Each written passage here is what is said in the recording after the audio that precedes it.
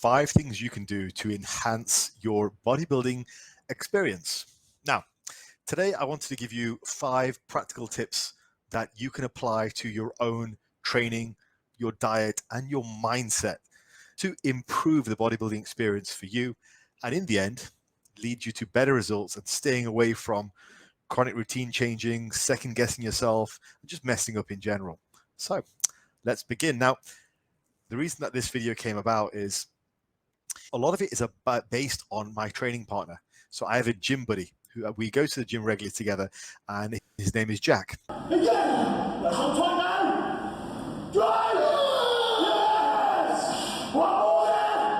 And Jack is a pretty good representation of the average guy who goes to the gym. So he's married, he's got a kid, he's got one on the way, he works full time, he has also got a range of hobbies which keep him busy. So he's a well-rounded individual. He's a regular guy, well-rounded individual. He's not a massive gym head. Equally speaking, he's not trying to be a YouTube influencer or anything like that. He's just a regular guy. So here is Jack, hard at work, and me paying absolutely zero attention to him while he's doing his set. What a training partner. I think the first thing is expectations. This applies to training just as much as it does apply to life in general. Have reasonable expectations. People always say, set your expectations really high, aim for the stars. And that's fine, it's a decent attitude. But the thing is, if you have unrealistic expectations, it might cause you to be upset with your progress, even though you're progressing. And I think when you're a natural trainer, a natural bodybuilder, it takes months and months before you actually notice something. If you have one good training session and a week's worth of good meals, it might be quite a step up from what you're used to doing. But the reality is, in the grand scheme of things, that's peanuts. It's nothing compared to what you need to do to see some changes to your physique. And I actually think that's part of the appeal. I think part of the appeal is you have agency over your physique, sure, but it takes time, it takes work. It's not easy to get. And that's what separates bodybuilding from a lot of things in life which come a lot easier. Anything in life which you value tends to be something which takes time and a lot more effort than other things to achieve. And if you see somebody with a good physique, there's a backlog of hours of training, of food. And so I think while we all want to just look like The Rock right now, I think when it comes to our expectations, we have to moderate them. Otherwise, we risk becoming unhappy with what we've actually achieved. And I've caught Jack on more than one occasion wishing that he was just able to progress a bit faster, or expressing that he's not happy with his physique right now. And my reply has always been, you're doing your best, you're improving, you're doing well, because he is.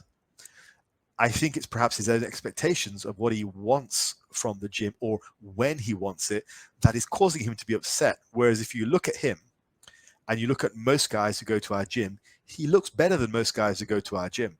But his own expectations of himself perhaps cause him to overlook some of those things and wish that he could be making progress faster. But the problem with that mentality is, a year down the line, let's say you get the physique which you wouldn't have dreamed of right now, you're still going to want more. Okay, so you have to set yourself realistic expectations and to try and be happy with what you've achieved, but want to do more. So that's the first thing. Have some realistic expectations. I think your expectations tie into a lot of what makes us well-rounded human beings. And I think a healthier way to have your expectations in the gym is to ensure you are happy with your progress, happy with what's going on, but just push for more. I think if you're the type of person who is never happy with where they are, and as soon as they get close to a goal, they're setting a new massive lofty goal which they have no hope of achieving anytime soon, and they're just constantly not happy, they're probably running away from other problems. And that's something to address before trying to take it out on the gym. So next one, get your food on. This is an area where Jack struggles. And I think one of the best things you can do for your bodybuilding progress is to fuel yourself. And I was talking about this with another client of mine recently. He has just finished a contest prep. He just competed on the weekend and he's looked his best ever. And part of one of the things that I'm trying to tell him about the next off season is to try and ensure he is making bodybuilding a smaller part of his mental focus. Like, it can be a large part of your life while not being a large part of your mental focus. And I think that sums up my relationship with bodybuilding right now. To the outsider looking in, they would look at me and think, Faz, you're very disciplined. I go to the gym 6 days a week. All my food is prepped. That's just my lifestyle now. So the best thing you can do when it comes to food prep is you just make it a smaller mental focus in your life. One of the reasons that I don't prep food on a daily basis is because then I'm constantly thinking about food. I batch prep food. I cook food for a long time. Like, just next to me over there, I have 10 kilos worth of white potatoes, which I'm going to mash later today and turn into individual portions of mashed potato, which are going to go in the freezer. And that'll last me for about 3 weeks or maybe 4 weeks. So I don't have to make anything with regards to potatoes for 4 weeks. I make 4 weeks worth of fish or chicken at a time as well, or legumes. So the way that I can do this while not having this as a daily focus in my life is just to cook in bulk, freeze it, have it ready.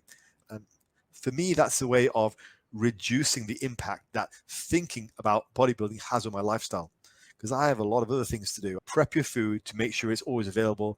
And if you can prep for a long time in advance, consider batch cooking, consider getting yourself a chest freezer. I've talked about that before, but get your food on. So essentially what I do is I make my own convenience food. I make my own fast food. My meals take me about 5 minutes in the microwave. That's it. I would not be able to be as productive a person as I am if I had to prep my food every day. So try and get some of your food prepped in advance just to take the mental strain off you. Or if you can afford it, try a meal prep service. Some of them are pretty good these days. But next one is consistency. Now, life happens. We know that. Life happens. Part of the message here is, I think, twofold. One, I think you should actually have a life outside the gym. I know, shock horror. YouTube influencer tells you to actually have a life outside the gym. Yeah, sure. I train 6 days a week, but that's because I don't put as much of a mental focus on it as I used to. And a lot of the mental focus I used to place on it was just bluster. If you're the kind of guy who's downing 2 pre-workout scoops and blasting music on the way to the gym, headphones on at full, just finds himself so stressed during training and he's like psyching himself up between sets. Calm yourself down. What are you doing? Try to minimize the mental stress associated with training. Training every day is not that stressful as long as you approach it in the right way. Like when I'm in the gym, when I'm locked into a set, I'm all business. But outside of that, I'm not. I go in, I have a laugh with the lads at the beginning of a session, at the end of a session, say goodbyes, all that kind of stuff. During a session, I'm all in. But when I was younger, I would literally start psyching up probably an hour before I arrived at the gym. I was just in a fever by the time I got to the gym. It's too much. So minimize the mental stress associated with going to the gym. That will over time improve your consistency, because it's not going to be just this huge anchor point in your day, which everything needs to work around. I can go to the gym, I can come back, I can carry on working. I was at the gym a few hours ago. Hasn't affected me here. And also the other thing on this page is, with regards to consistency, taking a week or so off at a time isn't a problem. Deloading in a sensible way where you're still in the gym and you're managing fatigue, that's definitely not a problem. How some people have got a problem with deloads, I will never understand. So that's not a problem. Missing 1 or 2 meals isn't necessarily a problem. Taking months and months off the gym, that's a problem. Constantly screwing up your diet, constantly screwing up your training, that's a problem. But if you've got a decent routine set up and you're training hard, every now and again, if life gets in the way, that's fine. So consistency works twofold. Minimize the attention you put onto training and diet, and also try not to take a lot of time off. You might not see it, but they both work together. If you consider training to be just another thing you do in the day, like brushing your teeth, then it has a much better chance of staying in your routine. It's not this big event that people make it out to be. You get to the gym, you have fun, you enjoy it, you work hard, you focus while you're lifting, and then you go back and you're done. A lot of the fatigue, which is associated with good training, usually comes with the mental psych-up, and that's what really tires people out. That's something I want to warn you against, because that does not do very good for your consistency. Next, have an honest and supportive training partner. Okay. Jack and I are very supportive with our training in terms of how we're looking, how we're performing our sets. We'll encourage each other on the last rep, we'll shout at each other. So if you don't have a supportive training partner, get a coach, get a PT. And if you can't afford that, message me in the comments. Tell me what you lifted. Tell me the progress you've made. Put it down in the comments. I care. I care. If you've gained 5 pounds of muscle this year, if you've dropped 10% body fat, tell me in the comments. I care. I'll give you a virtual high five. Sure. Like, it's important to have somebody else in your corner. Like, it's all very well. There's all this sort of Sigma mindset about being a lone wolf, but realistically speaking, we all like having a pat on the back, particularly when it's something we are passionate about. You don't need to be an island. Next thing is make it more about the additional factors. And this is the final thing. Something that Jack said to me recently was, we were talking about diet and training, and he said, I'll get there, Faz, I'll get there.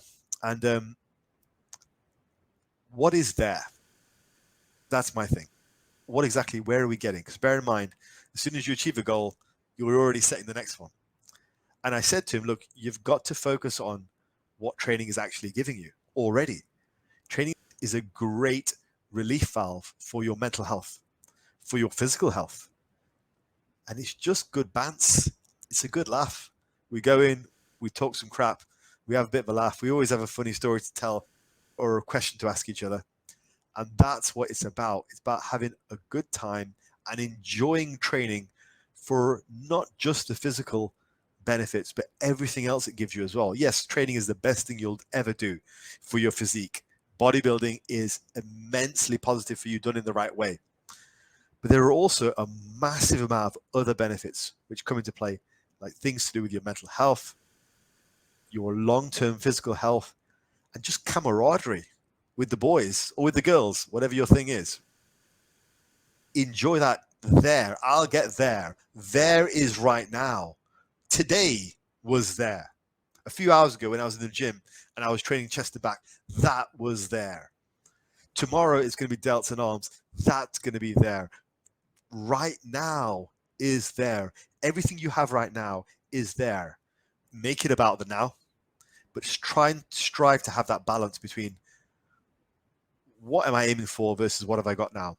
Because if you don't, you can go through a lot of these things and actually underappreciate and make yourself unhappy, even though you are way ahead of where you started and you are achieving things on a weekly basis. I'm talking about my training partner, but I'm just as guilty of these things myself. So this is a kind of a broad scope things and 5 things you can do to improve your bodybuilding experience. I'm a big fan of bodybuilding. I think it's an amazing lifestyle choice for most people, for everyone. I think it can be done in a wrong way. And we all know the obvious things to do with drugs, but I also think it can be done in a wrong way when you use it as perhaps an inappropriate panacea for some of your other psychological issues which you might have. But I think if you do it in a healthy way, if you make it a part of your life, but not the main part of your life, then you're going to have a much better experience overall. And then every now and again, if you want to do a 12 to 16 week contest prep or you want to get ready for the beach, you can apply a bit more focus into that area. But the majority of the time, it should just be ticking along in the background. You should try and be a well-rounded person. You should be able to hold the conversation and it not just be about training and diets and leg day memes. Try and be a well-rounded person, and you'll probably get a lot more longevity out of bodybuilding than if you make it your sole focus and just burn out, or start to become upset with where you're at and then go down the wrong road of either leaving training altogether or taking drugs. So hopefully that was useful. Have an amazing week, and I will speak to you guys in the next one. Peace.